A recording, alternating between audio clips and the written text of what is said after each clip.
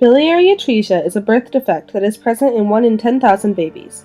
Children with this disease are born with abnormal or blocked bile ducts in their livers. This means that the digestive fluid of the liver, bile, cannot flow out of the liver and into the gallbladder. The buildup of bile damages the liver cells, turning them to scar tissue. This process is known as cirrhosis. At this point, if the patient does not receive a liver transplant or an operation to bypass the failed ducts, he or she will not survive.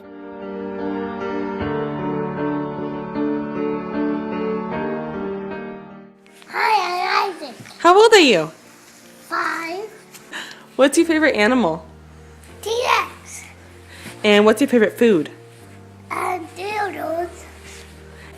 What do you want to be when you grow up? A Herbie Racer. Great. Okay, bye-bye, Isaac. Bye. Isaac Weihao was born to a Chinese family outside of Guangzhou in Guangdong Province on September 1, 2006.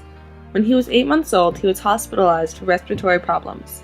As the doctors conducted tests, they discovered that he would need extensive treatment, and when his family learned this, they abandoned him at the hospital. He lived on a hospital cart there for 4 months. His sickness went untreated, and everyone said he should have died. He was alone there until a Chinese woman living in the UK read about him on one of the doctors at his hospital's blog. She and a group of 4 other Chinese women living overseas raised enough money to have him sent to a good hospital in Beijing, called Beijing United Hospital, to be treated. He flew to Beijing in August of 2007. Over the 4 months he spent in the hospital in Guangdong, Isaac's liver turned to scar tissue, and it became too late for a Kasai procedure. He experienced jaundice, yellowing of the skin and eyes, and severe abdominal pain. The entire time, his liver was not functioning, and it is amazing that he survived at all. When Isaac arrived at Beijing United Hospital, all his problems were far from solved. His case was very high risk, and it was unlikely that he would survive the operation. The Board of Ethics did not want to give him a grant when there were so many other children that could use the money that were much more likely to survive.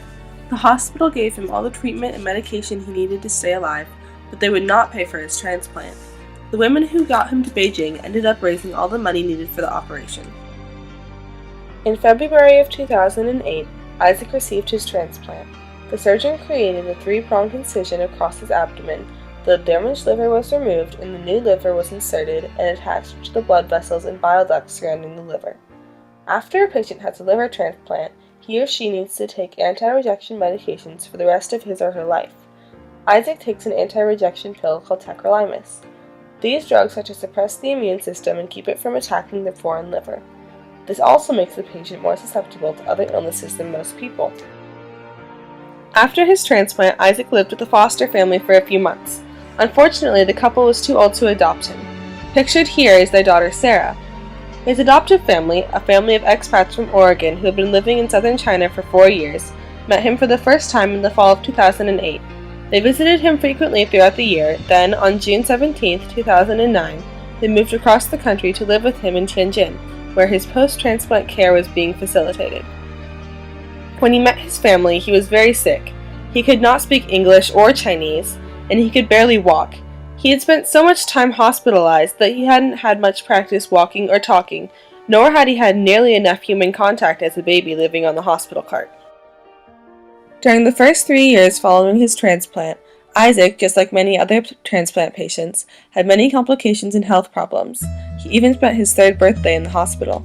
He contracted CMV, a common disease that has no effect on most people, but can have severe and sometimes deadly symptoms in immunocompromised patients, people with weakened immune systems.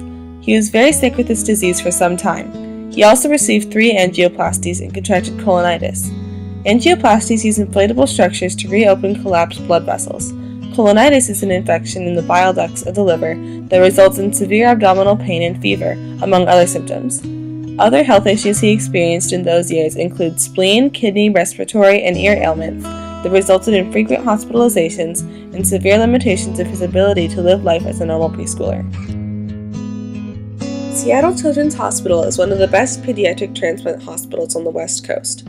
When Isaac visited there with his adoptive family in December of 2010, they determined that he was not receiving the health care he needed at the hospital in Tianjin. His health emergencies were becoming too frequent and too severe. He would have had a very difficult time surviving there for very much longer, so they all decided to move back to the Northwest. Now they have been living in Mill Creek, Washington for nearly a year. Isaac is healthy and happy and hasn't been hospitalized since moving to the States. but he still has frequent checkups and has been diagnosed with sensory integration disorder. The lack of stimulation in his formative months deprived his brain of the necessary connections for good fine motor coordination. This condition results in vestibular and proprioceptive impairment. Despite all this, he is very happy, healthy, and functional. He likes race cars, going to the Children's Museum, noodles, penguins, and monster trucks.